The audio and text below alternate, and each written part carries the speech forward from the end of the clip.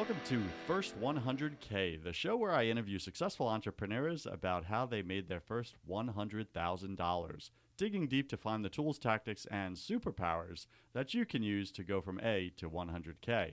I'm your host, your coach, your friend, Joseph Warren. I'm also the owner of 2 co-working spaces in Tampa, Florida, where I have the privilege of helping hundreds of entrepreneurs to start, launch, and grow their successful businesses.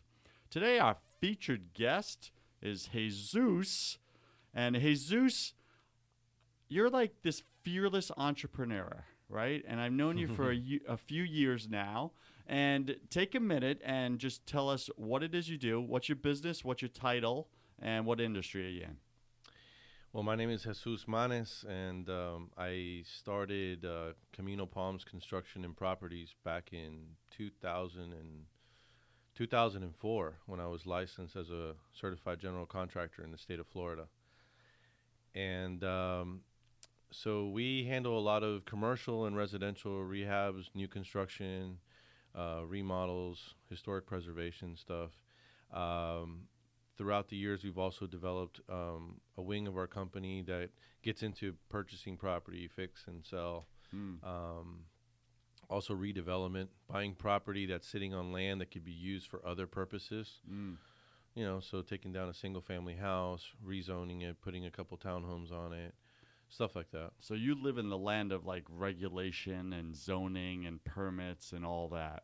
Yes, it's completely controlled in every aspect. That's what we do. We work with investors as well that have money and want to get into the business, don't necessarily just want to pick up a property on the MLS. They want to work with someone who, you know, we play on both sides of the fence. So we'll do houses for investors and we do houses for ourselves. Really? So we work with the investors as if it was one of our own personal properties. Sometimes we even take an equity stake in the transaction. That's kind of cool. So like sometimes when you run into a property and you're like, wow, this is a gold nugget, you're like, hey, why don't we invest in this ourselves? Why don't we take this? That's our primary focus. Okay. You know, that's our primary focus. But then we also get, we have relationships with, like, for example, if you call me and say, hey, I'm looking at picking up this property, what do you think? I look at it as if I was buying it, and I could tell you, here's the pros and cons of this property, and we work with you, to set up like the best outcome, the best return, try to minimize the risk. That's pretty cool, man. Awesome, I like it. Very unique niche you got there, I think.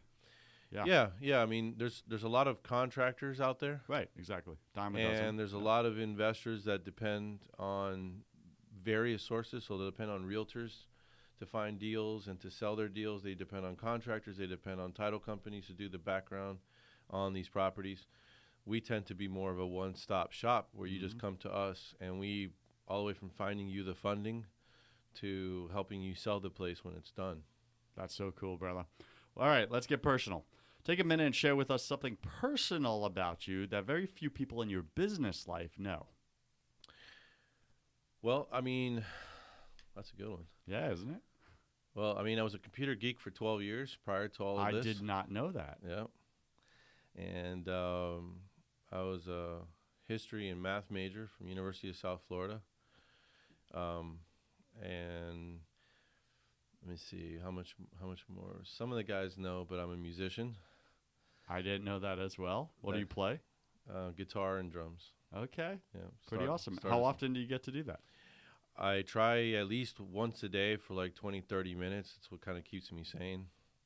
How awesome is that? More guitar than drums, but at the moment, because of the setup, the way that I have it, but I have to get that in.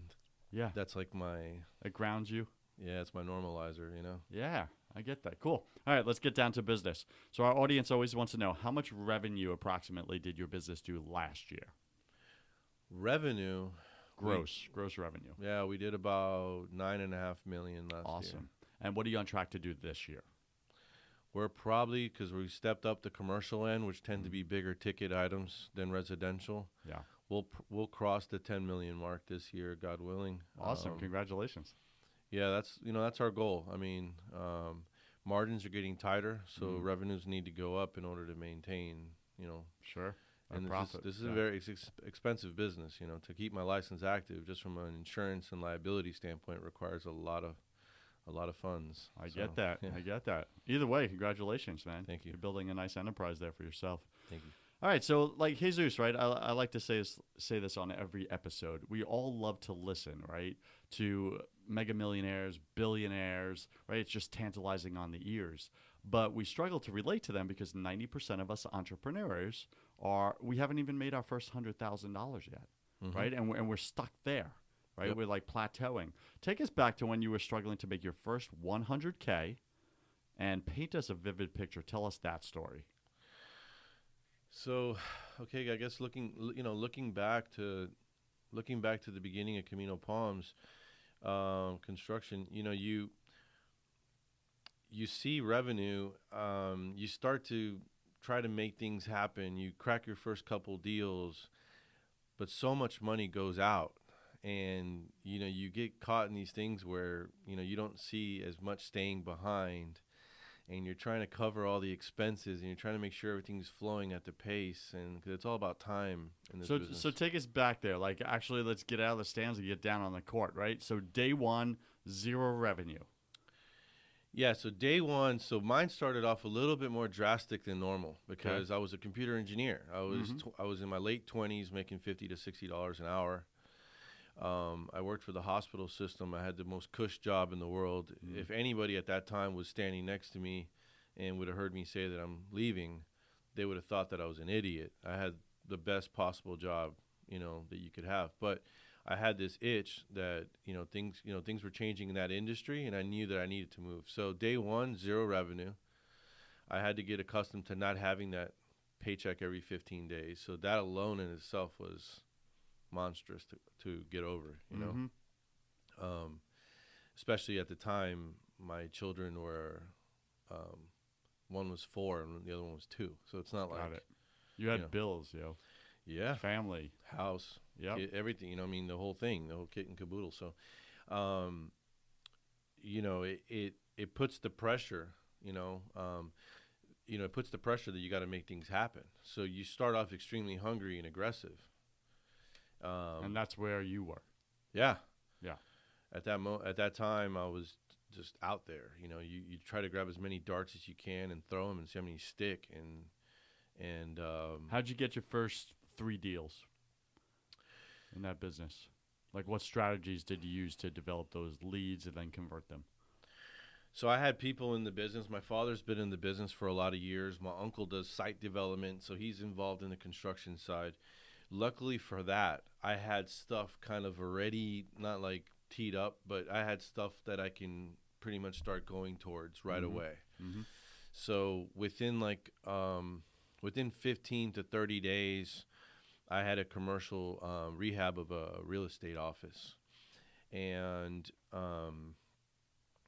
about 45 days later, my best friend at the time found this acre property up in Pasco County, and he wanted to build a house on it. We worked out like a partnership on the deal, and so right away I began the remodel of this commercial space and constructing a brand new home.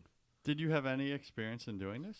You know, I mean, I was familiar with it because of just exposure because of my father. Sure. And I'm pretty handy as well. I mean, I've done a lot of this stuff. I could, at the time, obviously, I knew less than I know now. Yeah, I mean, God, sure. Hopefully, but let's hope. Yeah, but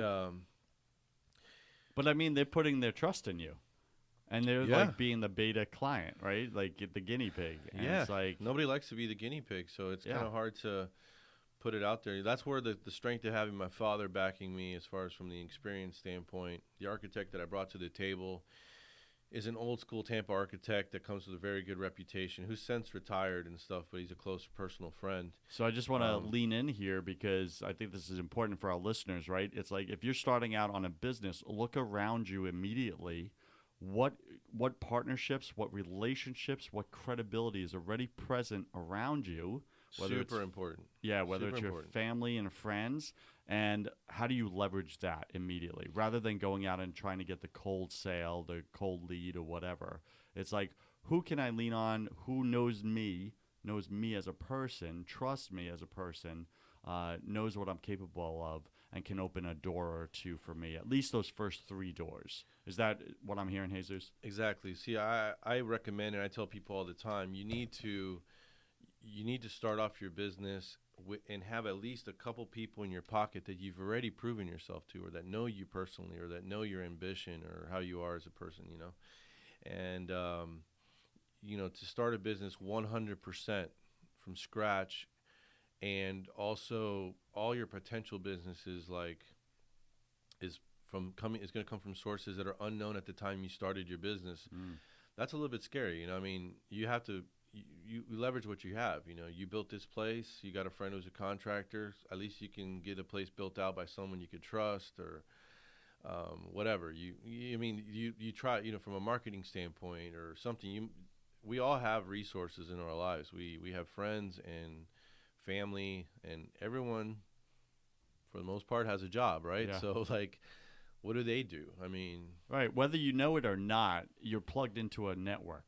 Yeah, right. So if you listen to this podcast, what's your current network right now of business people, and what doors can they open for you, right? And then how do you connect that to what you're interested in starting, beginning, or your existing business? Yeah, I mean, so I'll give you a perfect example. And that very first house that I had to do was a very expensive house, very fine detail inside. Well, my father, at the time that I got my license, because he had fallen off a roof and he hurt himself, and that's kind of he's okay now. But I mean, at the time, he was kind of taking a back seat, like semi-retirement. Mm-hmm. And he switched over to just doing nothing but masonry work. So the slab and the walls of the house, my dad handled. And then when it came to the very end, when we had to do all the fine woodworking, well, I have an uncle who is in refrigeration. He's not even in construction, really, but he knows everything there's to know about construction because he's Mr. Handyman. He built his own house and stuff. Mm-hmm. Well, I called him in. So instead of hiring some guy off the street that I don't know whether or not, I brought my uncle in because I know that he can produce, So I was leveraging as much as I could around me. When I had to get the granite put in the kitchen, I had a really good friend who had just gotten his kitchen remodeled, and he had a great experience. So regardless if I could have gotten it for a better price, now wasn't the time to experiment. Yeah. I was like, I need to go for it. I know this is a known entity. This guy's going to come through for me. Yeah, because your first 3 deals, you really need to hit them out of the park, right? To you prove do, yourself. Yeah. And with time, you also can't, I give this advice a lot. You can't expect to work out all your kinks on day 1 Correct. through 30, It doesn't mean it's going to be perfect. No, I mean, sometimes good enough is good enough. Year 3 and 4, you're still trying to figure things out. I mean, there's going to still be things that you're just getting wrong. I mean, there's things 14 years later that I'm still trying to what the hell, Yeah. So speaking of getting things wrong, what would you consider your biggest fail back then before the 100K? Your first year in business, what was that biggest fail that you consider? I always had a hard time with well, it's okay. So it's like a double-edged sword. I came from the IT world. I sat in an office full of people that had master's degrees and PhDs, and that was the crowd that I dealt with.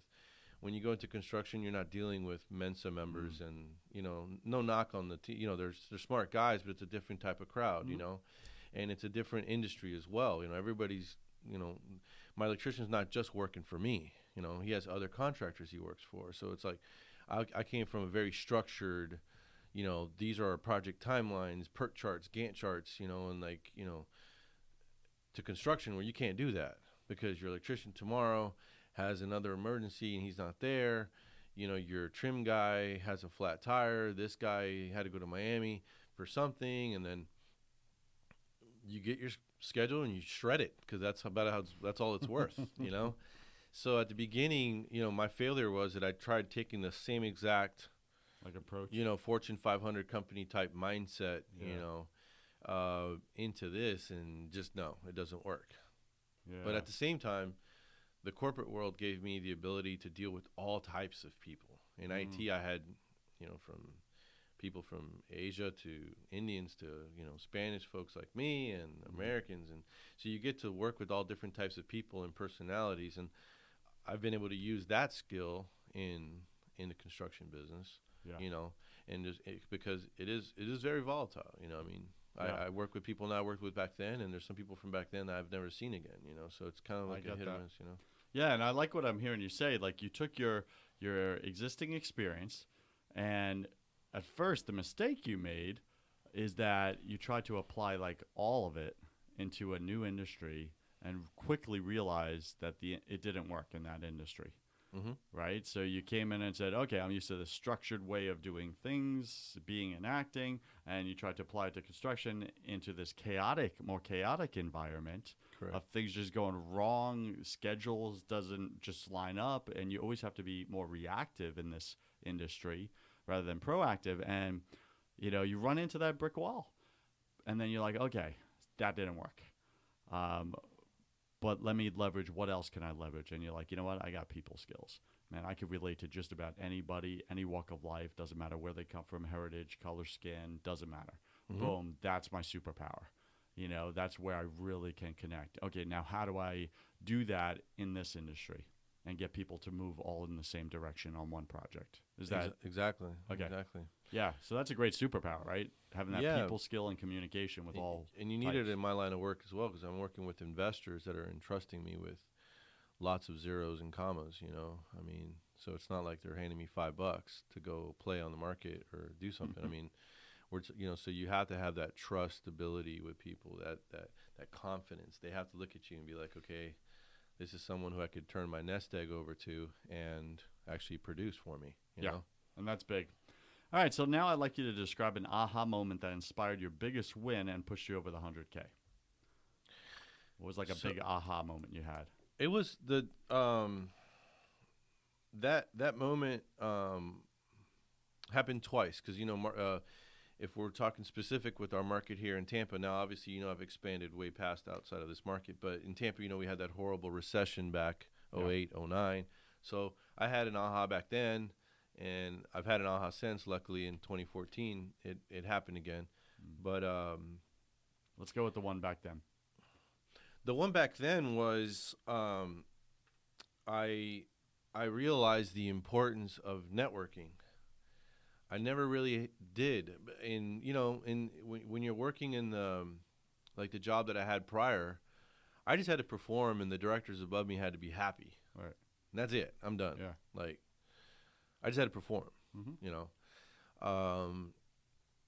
obviously be a nice guy and all, get along with people in the office, but you know that was more just being civil than necessary. I get that. You know. So now you come into this space, this industry, and now what? So I started off going back to what we were saying, that, you know, I kind of started off with the contacts that I had, the people that I knew, people I met through people. I was just focused on getting those first few projects done. Yeah. But then I was called into a meeting, with a guy who knew a guy who had used my uncle for site development. And it was at Panera over here on Howard, and I said, I'll take the meeting. I'll go. And it was, without saying any names, it was an ex-basketball player that had a lot of money and wanted to play the real estate market. Yeah. And after working together for like about 6 months, we had finished one house completely, and then we were starting number 2. And this is when the market was hot. You could sell a cardboard box in South Tampa, overnight.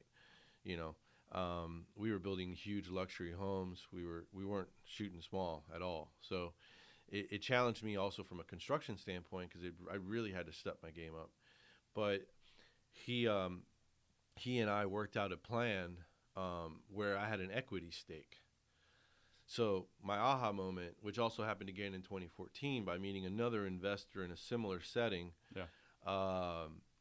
was when I went from being 100% service based, where I was just being hired, and then I switched over to also partaking on, being a partner. I was part of the party on the other side of the fence now. So instead of making my 20% margin on the construction, I was also getting like a chunk of the equity on the other side. And that's kind of when I had my moment. I said, I need to branch. I need to, I need to branch out, because one thing that, with what I've done, the reason why we cover so many aspects of this business is because you gain knowledge. Sure. And one thing that entrepreneurs fail at miserably is that they don't put a value on their time or their knowledge. Mm-hmm. You have to realize that you might be a painter, and you get paid because you're a good painter, but you know what types of paint to use, you know when to use what, and how the wall needs to be treated and set up for that good use and stuff. That's knowledge, right? Right. So there comes a point in your business where you say, I need to also capitalize on what's between my ears. Yeah, and that's something I bring up on this show a lot is what's your superpower, right? And make sure you're monetizing your superpower, not giving it away. Yeah, no, you have to. I mean, it kind of came to me like in pieces, and then I kind of had to like put this puzzle together. And that's how most of us find out our superpower, right? Yeah, I mean, I had dinner with an investor one time, and he said, I'm thinking of taking down this deal. I'm doing it half cash. I'm going to finance the other half. And when he explained to me what he was doing with the financing, I'm like, that's a horrible deal. And I kind of gave him my analysis, and then he's like, hey, you're pretty good at this. And then I kind of realized, well, hell, I'm a contractor. I'm talking to this guy about financing his deal. So then I kind of like started looking into that. Well, like, what do I know about that? Like, why did I came to the conclusion that he was getting himself into a bad deal? So yes, you're correct. It's very important to find a way to put a dollar value to what your experience. Yeah. I get that, man. That's pretty cool. And that also distinguishes you from all your competitors.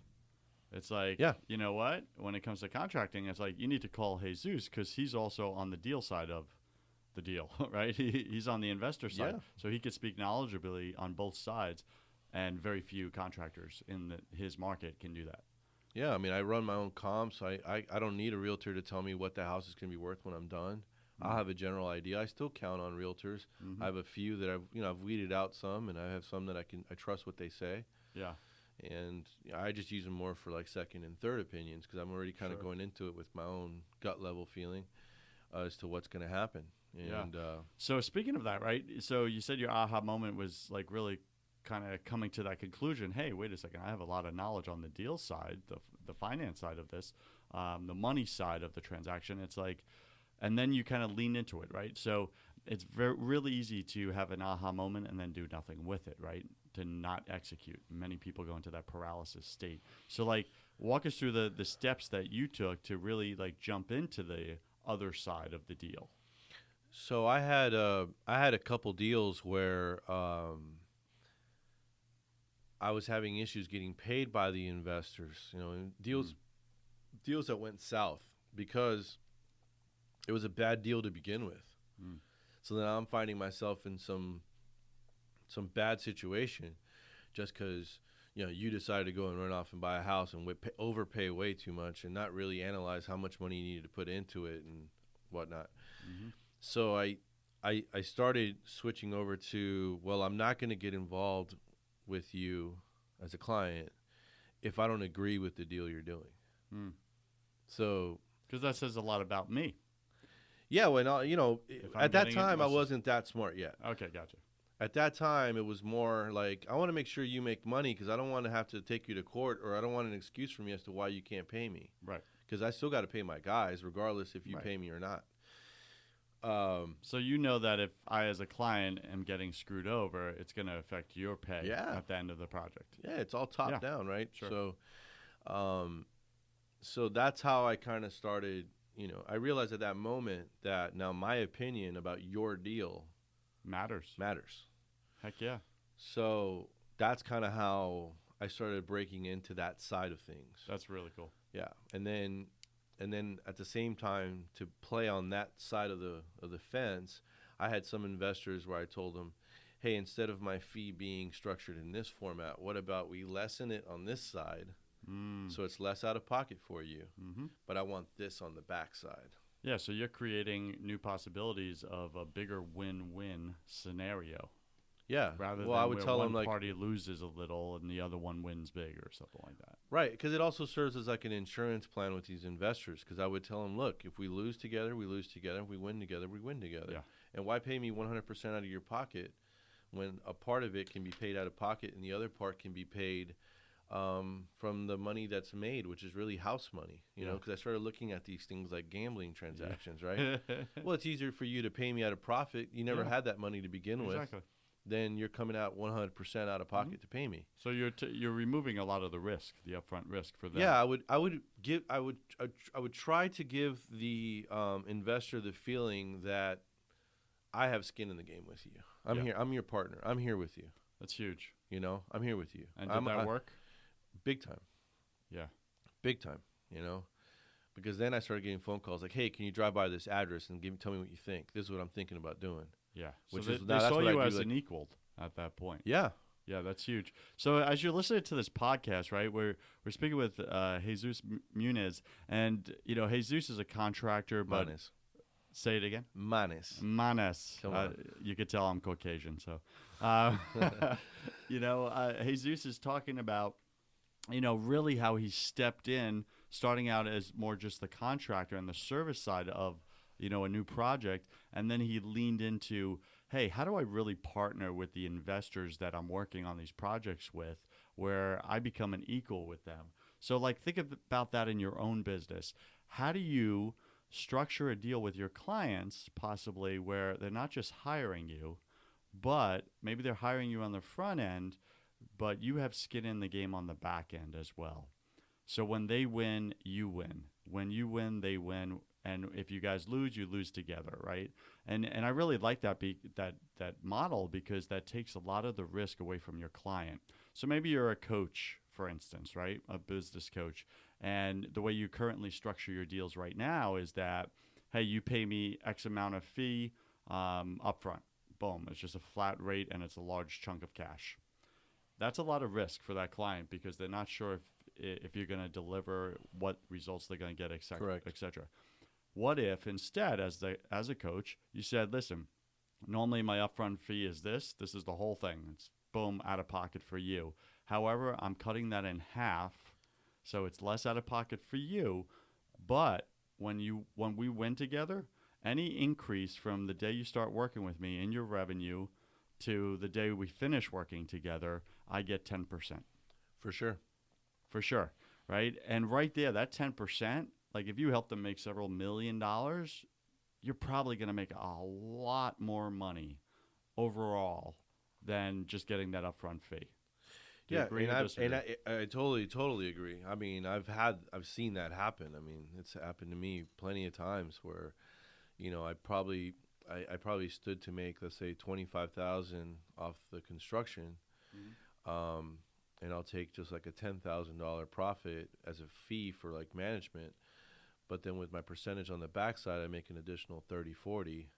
So I definitely walk away with more. And it's not even so much about that. It's just the relationship that you have with that client. It really enriches that relationship, because they think of you not just as another vendor, or a business partner now. Now you're a business partner. And if you win together on the first project, they want to do more projects. So it naturally leads to more work, right? More partnership and more revenue. Yeah, I mean, I was during the height of like the foreclosure and auction stuff going on here in Florida.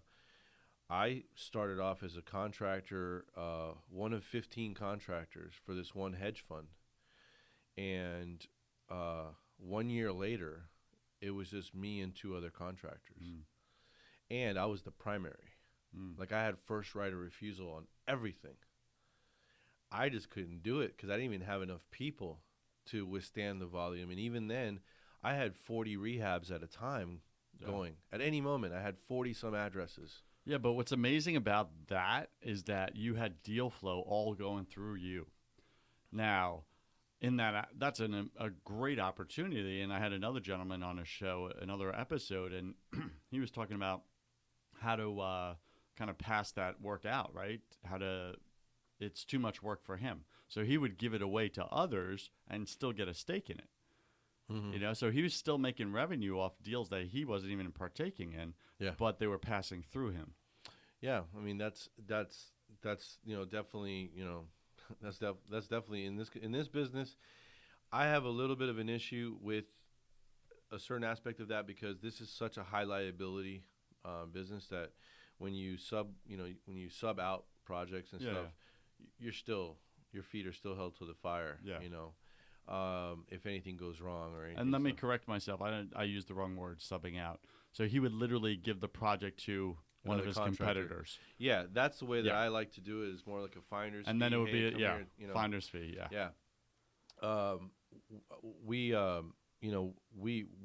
came up the ladder with that one hedge fund because all the other contractors were just trying to get in, do the house, get paid, and get out. Mm-hmm. Well, I got involved with them because they were buying properties that had liens and all sorts of stuff. So I got involved with them in helping them get stuff cleared up so they could sell their assets. So I was helping them make money. So in turn, Yeah.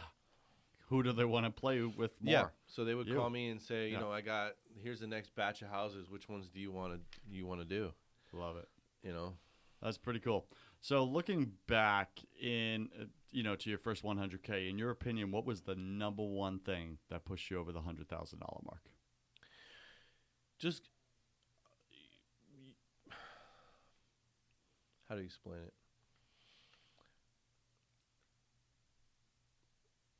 It was aligning myself with the right people and stop wasting my time with the wrong people. Mm-hmm. I get that. And that applies to every business out there. Yeah, it does. You have to cut the fat off the steak constantly in this business, in any business. You have to realize who's making you money and who's costing you money. Who the people that are assets and who are liabilities in your life. And my biggest successes have been when I've aligned myself with the ones I should be playing with. And when I've wasted my time on others is when I've lost. Yeah. And I've had plenty of huge failures. I mean, monster failures. I get that, brother. All right, so share with us, Jesus, one of your daily habits back then, like in that first year, that helped you to get to where you are today. A daily habit. My daily habit was of trying. Again, I started off with that naive approach of everything can be put into a daily planner, and you can't. Yeah. My daily habit was making a list. I would start off in the morning by putting on my Palm Pilot Trio, if everybody remembers a Palm Pilot before all the smartphones. But I'd put into my Palm Pilot on my calendar, I'd put in everything that I had to do today, and in the order and things. Priorities, everything. Because I wanted to make sure that I wasn't losing track of, I wasn't, forgetting things or leaving things to the last moment, or now it's 5:00 and I can't call that guy because his office is closed. So that was like a daily habit, just trying to forecast not just what I have to do today, but tomorrow, planning things out, just trying to be like get ahead of the game. Got it. So you always have a pulse on what needs to get done, when it needs to get done by, and what takes priority over the others. And you would write that down daily so that it was always right in front of you. Yeah, I mean, I realized early that my efficiency scale would drop drastically if I was working more reactionary versus proactive. That's all of us. Yeah, if I spent my whole time just reacting, I might get people off my back and people are happy with me and things, but ultimately my business will suffer because I'm not cultivating what I should be cultivating. So you need to be able to switch hats, from. Are you hearing Jesus right now and what he just said? Because that's a wisdom nugget right there. It's like sometimes we're trying to put out the fires just to put out the fires, to get the pain away from us, or to get someone off our back. However, at the end of the day, your business is suffering. Yeah. Overall, your business is suffering. Yeah, I mean, the majority of the problems that you'll face is due to the lack of something in your process, whatever it is. So if you consumed 100% of your time with just putting out fires, you're not fixing the problem that caused the fire. Right. So you have to have that introspective moment of between you as the head of your company and the company, and say, why did I get to this point with that person, or why did that happen over here? Yeah, why are there fires to begin with? Right, and you need to address those, whether it's whatever, personnel or policy and procedure based. Yeah. But you have to have those moments. I mean, you have to. That's what when I had my office here with you, that was my first 3 hours of every day. Yeah. Locked myself in that room, organized everything. By 9:30, I hit the road. Got it. That's pretty cool. All right, so what is your favorite website, app, or digital resource, and why? That helps you in your business.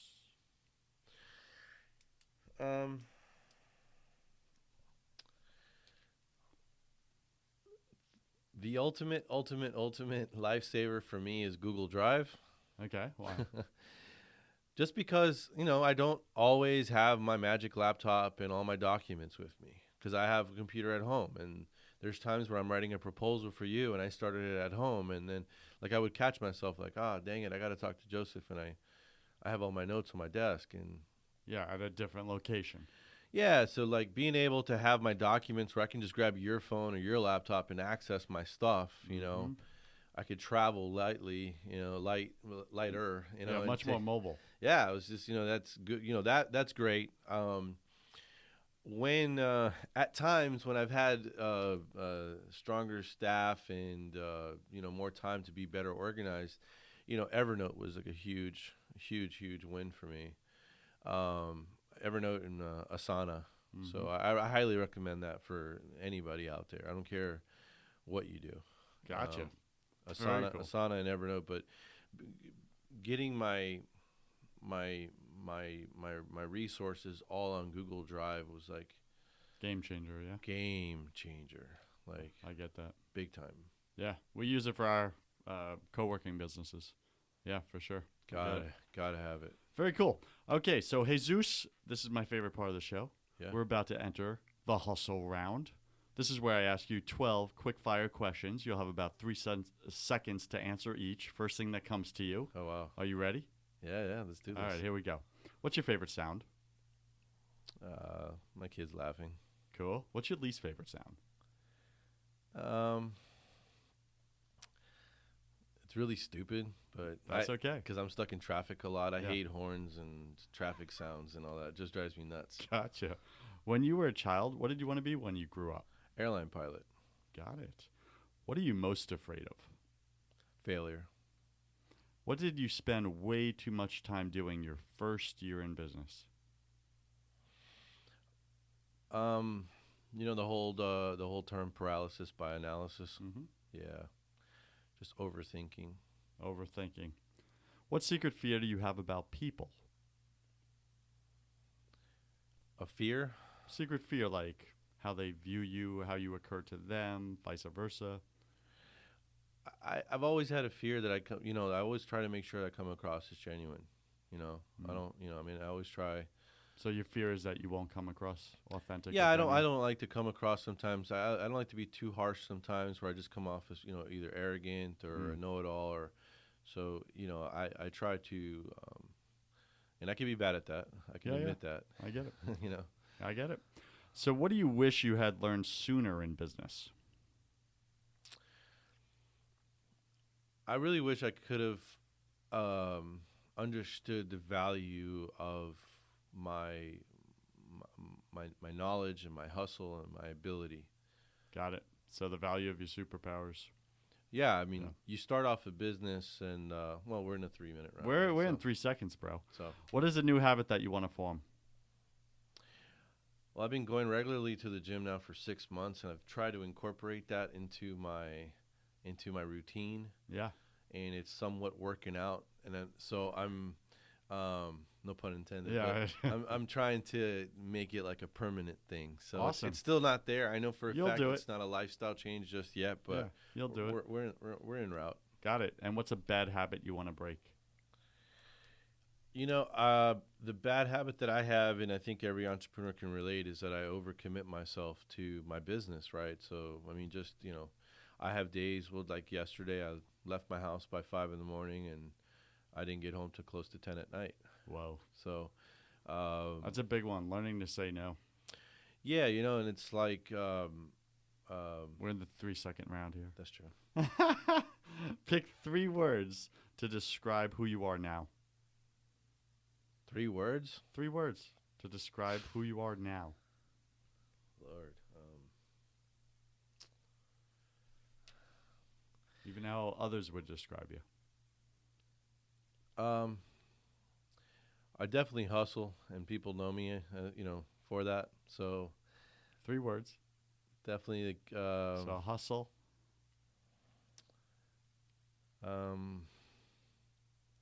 I like how this stumps some people. You know, it's difficult. You know what I mean? I don't know. I mean, I think I'm a nice guy. I don't know. I'm generous. Okay, so generous. I'm generous to a fault. Yeah. And you know, I'm a nice. You know, I just try to be a good people person. Just you know, Gotcha. I just try to be a good human. So All I right, don't know what the awesome. I'm words going to are try for not that. to stump you on this next one, okay? Oh, Pick go- 3 words Jeez. to describe who you were back then, before your first 100K. Oh, young, naive, overly optimistic. You know, Got it. yeah. Yeah, that's good. See how quick it comes looking back on yourself? It's like, oh, Yeah, I know yeah. exactly who I I was way less complex as a person. I get that. Imagine sometime in the distant future, and there you are standing in front of your tombstone. Read to us what it says on it. You know, he really tried. Mm. You know, Yeah. yeah, he really tried. You know, Okay. you know, I learned with time that you know, failure. There's different types of failure, but if you fail because you really tried, I think it's a success as long as you learn from it. Yeah, for sure. You know, so I like to always be, you know, known as, you know, that I tried. Got it. And final question. If you could come back to life after you died and tell your family and friends, the people you love most, only one piece of advice, what would you say to them? Always follow your heart. You know, Yeah, I always, get that. Always follow your heart. Follow your heart from Jesus Manes. Manes. I'll work on that. Jesus, what's the best way for our listeners to get in touch with you? The best way is we have a new website coming up, but for right now it's Jesus, Jesus, just like the big guy upstairs, at cpinc.com. That's Charlie Paul Inc.com. Got it. Jesus, thanks for joining us today, and I wish you peace, love, and superpowers. Thank you, sir. Head over to First 100K for even more tools, tactics, and tricks that you can use to go from A to 100K. I'm your host, Joseph Warren, and you were made for greatness. So stop being a wuss and start being a winner. Have a blessed day, and I'll see you on the next show. Cheers.